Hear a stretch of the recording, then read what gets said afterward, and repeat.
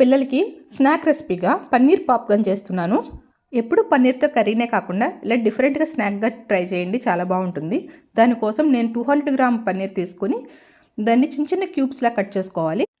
ఇప్పుడు ఒక బౌల్ తీసుకుని 1/2 cup maida, 1/2 cup cornflour, taste తగ్గట్టు కారం, ధనియా పౌడర్, జీరా powder, garam masala powder, pepper powder, salt, అల్లం వెల్లుల్లి పేస్ట్ వేసుకుని వాటర్ పోసుకుంటూ బజ్జీ పిండిలాగా కలుపుకోవాలి. ఇలా కలుపుకుని పిండిని పక్కన ఉంచుకుని కార్న్ఫ్లాక్స్ తీసుకుని చిన్న చిన్న ముక్కలుగా క్రష్ చేసుకోవాలి.